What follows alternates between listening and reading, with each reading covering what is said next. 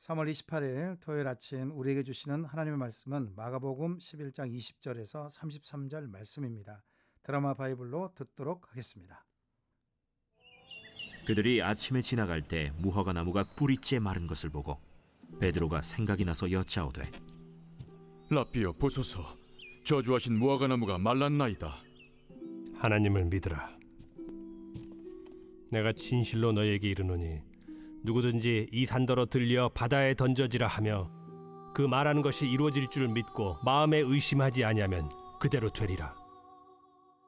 그러므로 내가 너희에게 말하노니 무엇이든지 기도하고 구하는 것은 받은 줄로 믿으라.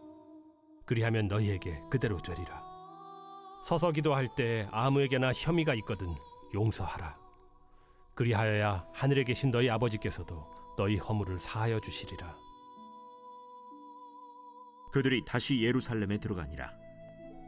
예수께서 성전에서 거니실 때 대제사장들과 서기관들과 장로들이 나와 무슨 권위로 이런 일을 하느냐? 누가 이런 일할 권위를 주었느냐? 예수께서 이르시되 나도 한 말을 너희에게 물으리니 대답하라. 그리하면 나도 무슨 권위로 이런 일을 하는지 이르리라. 요한의 세례가 하늘로부터냐 사람으로부터냐? 내게 대답하라.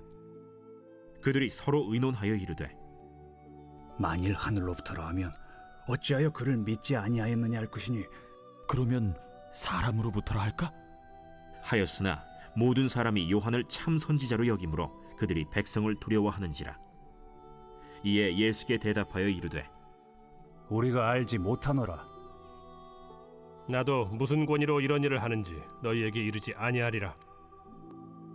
이 동영상을 듣는 성도님들에게 하늘의 신령한 복과 땅의 기름진 복이 차고 넘치시기를 소망합니다. 우리 구주 예수님께서 반드시 성령 충만을 주셔서 이 하루도 승리학 인도해 주실 것입니다. 열매가 풍성한 나무를 보면 얼마나 기쁜지 모릅니다. 지난 가을에 장성 백왕사 쪽 구도를 달리다 보면 사과밭들이 있습니다. 사과나무마다 사과가 주렁주렁 열려있는 모습을 보게 되면 왠지 마음이 풍성해집니다.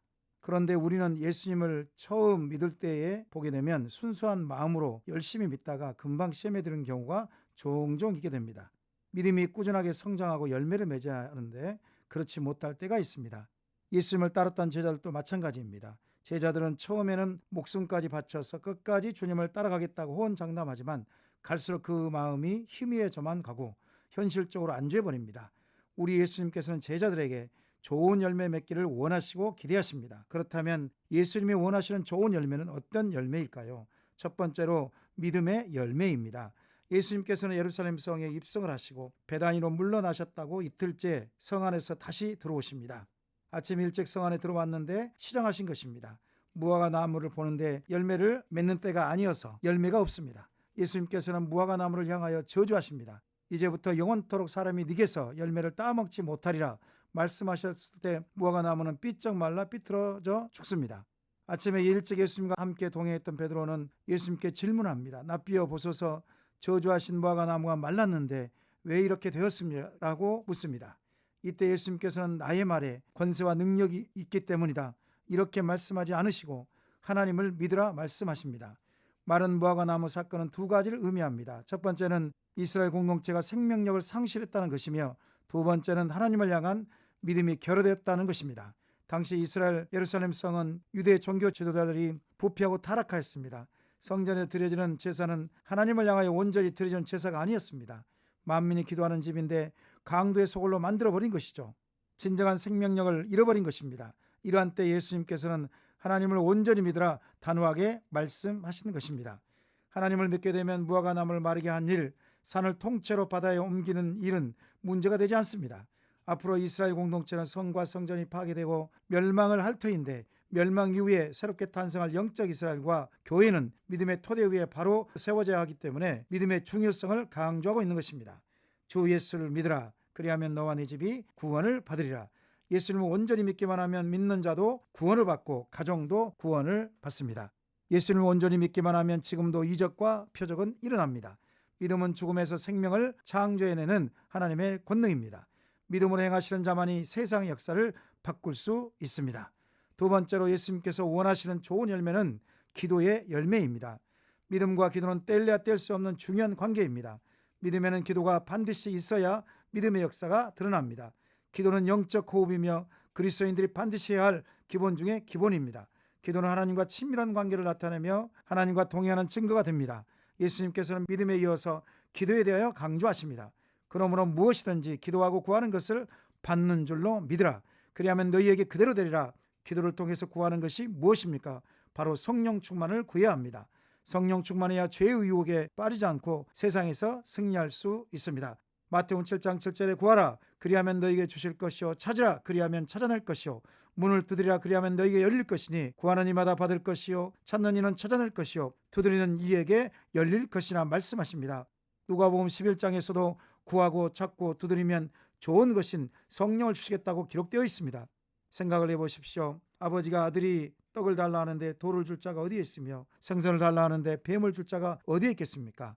우리 하나님은 좋으신 아버지 하나님이십니다. 그러므로 믿는 우리는 구하고 찾고 두드리는 기도에 열심을 내야 할 것입니다. 사랑하는 여러분, 상황이 어렵습니까? 기도하십시오. 도저히 헤어날 구멍이 보이지 않습니까? 기도하십시오.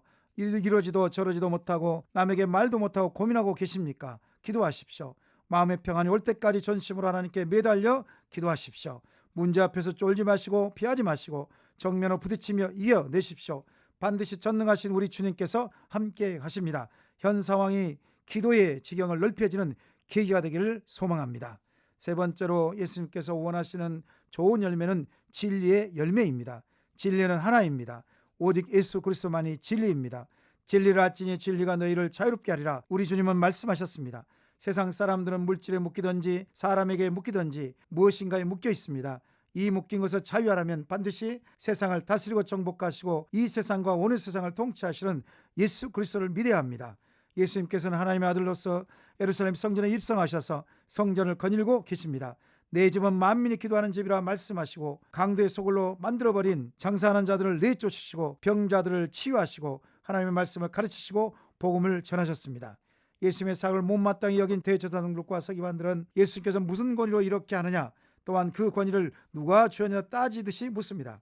예수님께서는 바로 대답지 아니하시고 오히려 예측불허한 예리한 질문으로 그들을 황당케 하십니다. 그 질문은 세례 요한이 세례가 하늘로부터냐 사람으로부터냐, 이 질문에 그들은 바로 대답을 못합니다. 이에 그들은 논의를 합니다.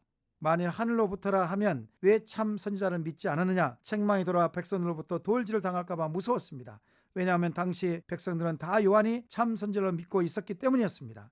사람으로부터라 해도 여전히 자신들에게 책망이 돌아올까 봐 그들은 모르쇠로 일관합니다. 당시 대제사장들과 서기관들은 진리를 선택할 것인가, 진리를 선택할 것인가, 양자택일을 해야 하는 상황이었습니다. 그들은 예수님을 진정한 참 선지자, 하나님 아들로 인정하기 싫었기 때문에 모른다 하면서 진리를 선택했습니다. 공색한 답변을 들은 예수님께서는 당당하게 나도 모른다라고 답변을 하십니다. 사랑하는 여러분, 진리는 하나입니다. 오직 예수 그리스도만이 진리입니다. 진리를 가지고 있는 우리는 사람 앞에 설 때 당당해야 합니다. 의연해야 합니다. 담대해야 합니다. 얼굴에 미소를 잃지 말아야 합니다. 곧 부대의 위기가 오고 넘어지고 휘청거리는 상황이 오더라도 절대로 조급하거나 두려워하지 말아야 합니다. 어떠한 경우라도 진리보다는 진리를 선택하시면 그 인생을 우리 하나님께서 반드시 책임을 져주십니다. 말씀을 정리합니다. 예수님께서 원하시는 열매는 믿음의 열매를 맺는 것입니다. 기도의 열매를 맺는 것입니다. 진리의 열매를 맺는 것입니다. 믿음과 기도와 진리는 하나라는 것을 잊지 마시기 바랍니다. 삶의 현장에서 믿음으로 서시고 기도함으로 주의 음성을 듣고 진리 가운데 나아가시기 바랍니다. 반드시 주의 성령께서 충만하게 역사하실 것입니다.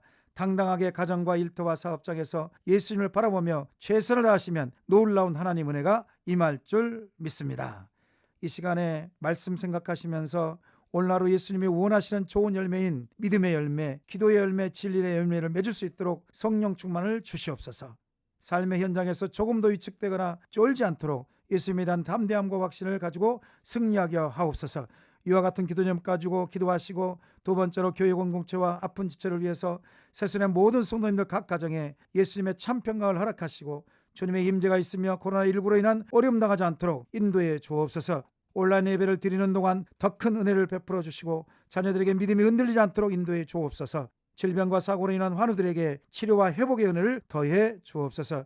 마지막으로 나라와 민족과 선교사를 위해서 기도할 것은 코로나19 바이러스 사태가 속히 종식되게 하시고 경제적 어려움을 지혜롭게 이겨내도록 대통령과 유정자들과 의료진들에게 하나님의 지혜를 주시고 건강 지켜 주시도록 모든 국민이 전염병 예방과 치료에 하나님 마음으로 협력하도록 중국에 선교하시는 연미족 정부웅 선교사님의 건강과 성령 충만함을 위해서 이 시간 주여 한번 부르시고 통성으로 기도하시겠습니다.